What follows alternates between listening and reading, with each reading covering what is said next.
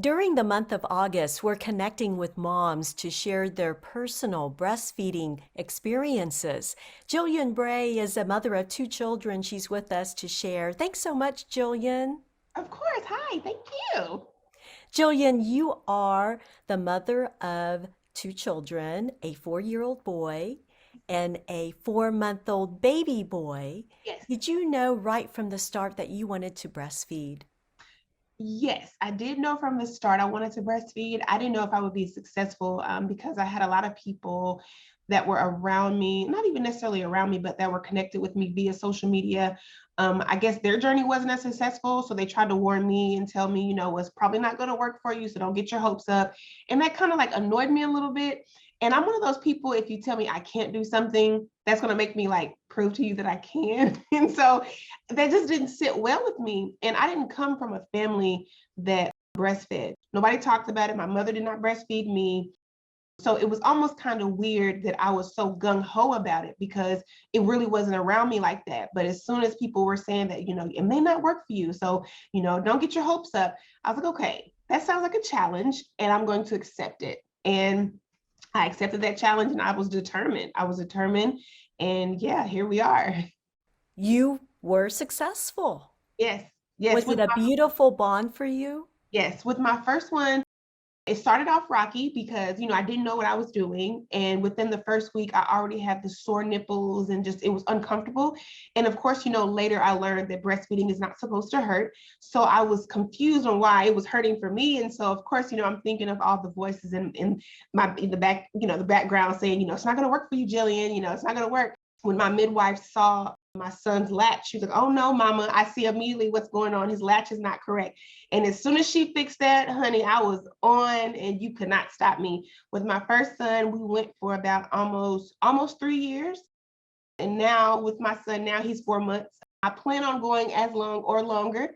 So I'm all about breastfeeding. My whole family knows. I've inspired cousins and other relatives and close friends to breastfeed. So I'm happy that I was able to be that change and that person that could lead people to, spark that conversation and, see that I could do that too. Would you say that any amount of time that a mother is able to breastfeed is wonderful? Of course, of course. Whether it was for 24 hours, 48 hours, or 48 months, as long as that baby was able to get that nourishment, from your breast, it's amazing. It does wonders. It's so good for baby and mom. And people forget about the benefits for mom. I mean, it's good for mom too. So for mothers, it reduces our chances and our risks of breast cancer, ovarian cancer, heart disease. It helps mommy get back to her pre-pregnancy weight. I am just over the moon that our bodies are as amazing as they are.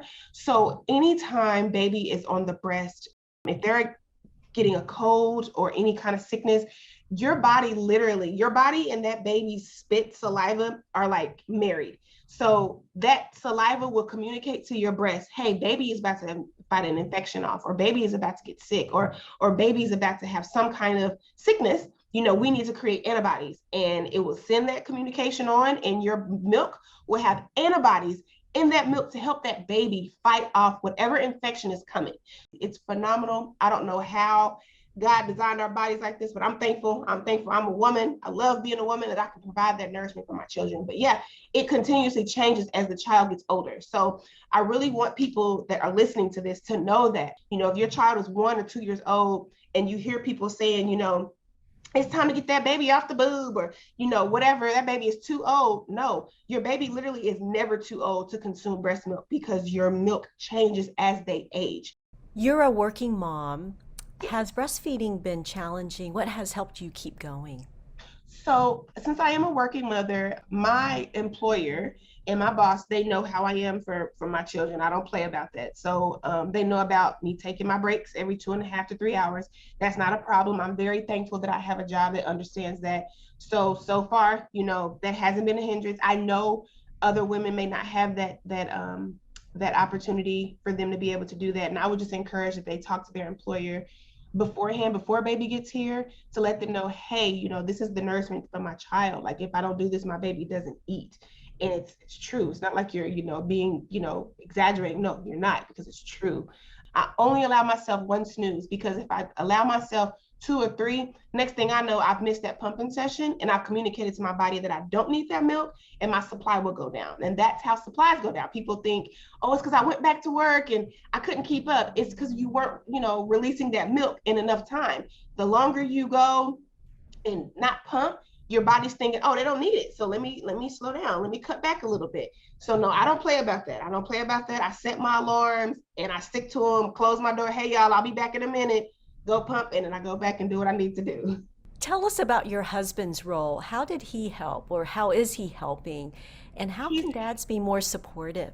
he's so cool. He was just so like, it's almost just like goo goo gaga, like, oh my God, like this is so cool. And he saw, like, when my son was younger, when he would have like infections or whatever, how the milk would literally heal him.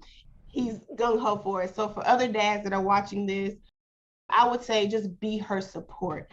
Be her support, encourage her. I did not deal with mastitis with my first one. I did with my second one. So that was a new ball game for me. And he was so supportive of me, it was like, what do you need? What I need to do for you? Tell me what I need, who I need to call, so support is everything. Support is everything. The African American community has some of the lowest rates when it comes to breastfeeding. Why is that? How can we change that dynamic? You're doing it. As soon as the baby is born, they're trying to push formula on us. I don't know why that is. I don't know. I don't have the hard evidence on why that is, but it's true. They encourage formula feeding more on Black women, Black mothers than any other mother. So I would just say it's education. That's how we get over it. Education, education, education. Get your breastfeeding village as soon as you find out that you're pregnant. Of course, I'm not going to say it's too late till after you have the baby, but it's just harder to try to get those resources when you're literally in the trenches. This is going to be one of the moments in you and your child's life that is going to be so pivotal, so life-changing, and so special that you're never going to get this time back. They're going to grow up. You know that. So I would say take it all in right now and enjoy those moments, enjoy those bonds, and don't give up when you do reach that hurdle, that hump, because the bond is just unspeakable. Like me and my oldest, we have just a beautiful bond. And I think it's because, yes, because I'm his mom, but because I breastfed him and he was in my bosom for so long. He knows I'm his safe place, safe place. So I would say that just that bond is, there's no words. There's no English word to describe it. It's indescribable. And I hate to sound so cliche, but it's one of those things that, I would hope that you would experience for yourself to be like, yeah, I get it. I know what she's talking about. I know exactly what she's talking about.